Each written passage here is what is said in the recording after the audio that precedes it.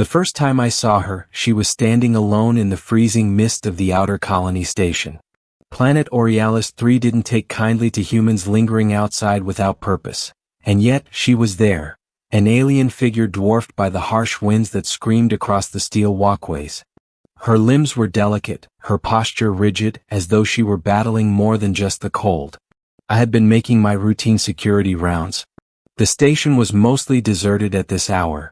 Most of the staff had retreated into the heated interiors of the hub. The emergency lights flickered, casting a pale red glow on the icy surface. That's when I saw her shivering, her thin cloak doing little to protect her from the sub-zero air. Instinct took over before reason. I approached, calling softly, "Hey, you okay?" She looked up at me, eyes wide and filled with confusion. Her skin was a pale lavender hue, and her hair shimmered faintly like liquid silver under the station lights. She didn't speak. Her lips moved silently as if she were rehearsing words in a language I couldn't comprehend. I hesitated only for a moment before removing my jacket and draping it over her shoulders. The fabric swallowed her slight frame and she shivered again, not from cold alone but from something deeper, something almost alien in its intensity. "You can stay warm now," I said awkwardly. Her gaze met mine fully this time. And in that gaze was a mixture of astonishment, distrust, and something that felt eerily like hope. I didn't know her and she didn't know me. And yet, in that brief moment, a connection formed, one born out of empathy, not words. The morning after. I didn't expect to see her again. That night felt like a fleeting encounter, a brief anomaly in the rhythm of my ordinary life. But dawn brought a revelation I wasn't prepared for. The station's alert system blared urgently. I scrambled from my quarters, the echoing alarm reverberating through the corridors. At the docking bay, I was met with a scene that made my stomach twist. 3 massive starcraft descended into the atmosphere, their silhouettes cutting sharp lines across the pale morning sky. And then I saw them, dozens of alien women, each taller and more imposing than the last, their skin hues ranging from silver to deep indigo. Armor glinted along their limbs, adorned with symbols I didn't recognize but instinctively felt the weight of authority in. Their expressions were unreadable but clearly focused on me. I froze, half expecting a hostile strike. One stepped forward, her movements fluid, almost predatory, and yet her eyes were unmistakably kind, the same eyes I had glimpsed the night before. "You gave her warmth," she said, her voice resonating like music and authority combined. I blinked. I gave your jacket, her?" I gestured vaguely. "Yes," she said sharply. "You acted with care when you did not have to. That decision has consequences."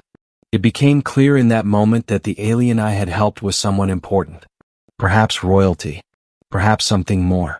And now her attendants, or protectors, had come to ensure her safety and to understand me.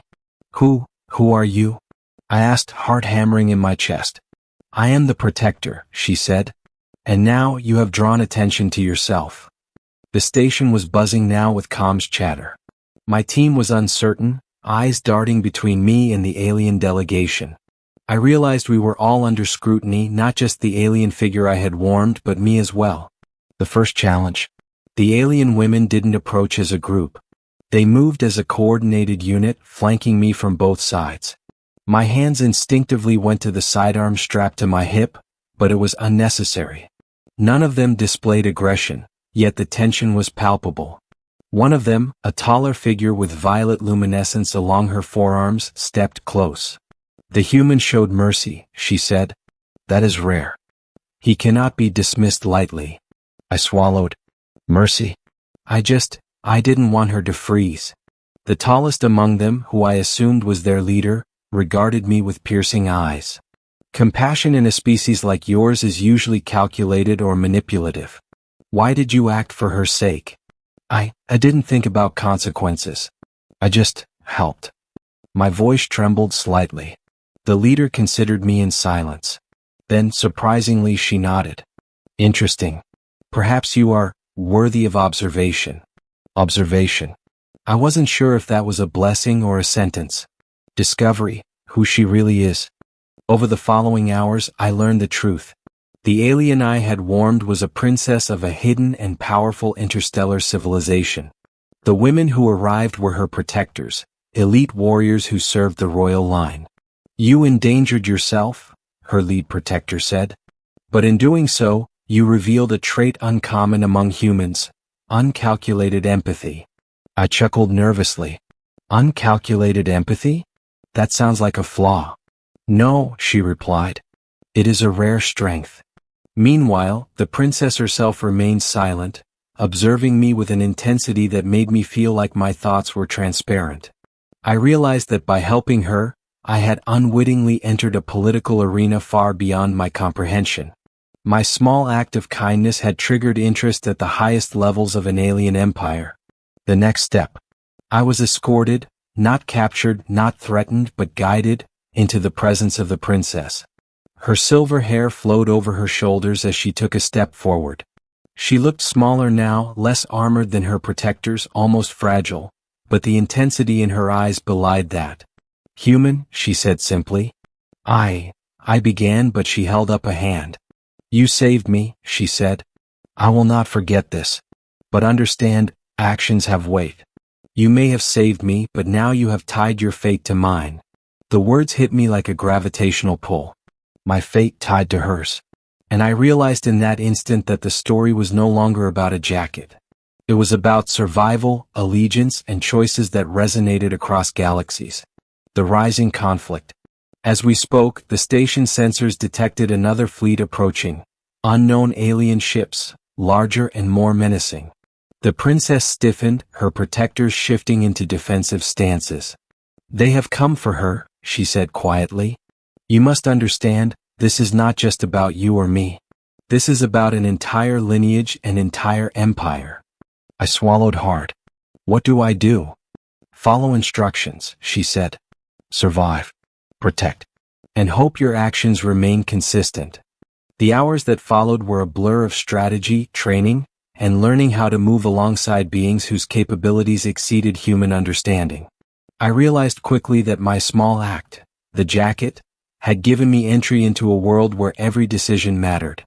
By the evening, we were preparing for the inevitable confrontation.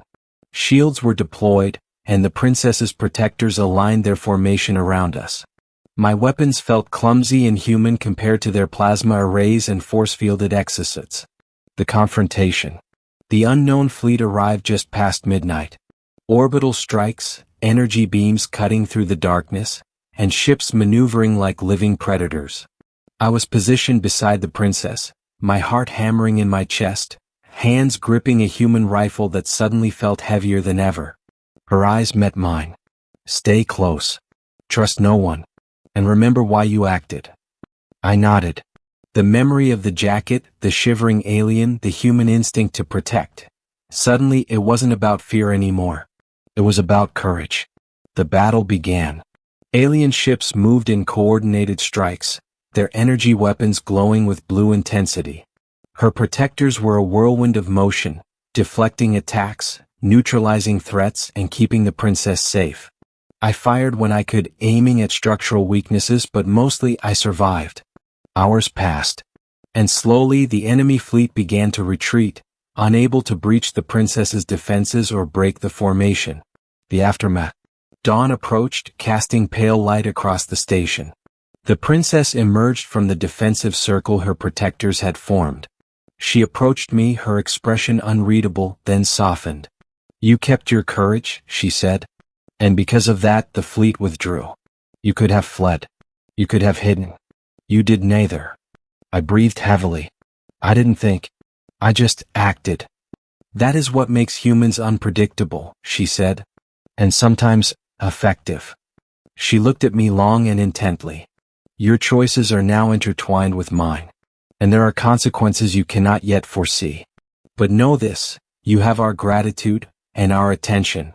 I nodded, unsure what words could adequately express my feelings. Lengthy ending, a bond that crossed worlds. Weeks passed, and the station became a hub of diplomacy and cautious alliance. The princess's protectors trained alongside human forces, sharing strategies, combat methods, and cultural understanding. I remained near her side, not as a servant, not as a subordinate, but as a human whose choices had unexpectedly impacted interstellar politics. At night, when the station lights dimmed, she sometimes stood by the observation deck, looking at the stars. I joined her occasionally, silently, remembering the night I had given her my jacket. "You know," she said one evening, her voice softer than before, "that small act set all of this into motion." I chuckled. "You're telling me I changed the fate of the galaxy with a jacket?" "You were human," she replied. "And in your kind, empathy is rare enough to be a weapon." Her words struck me.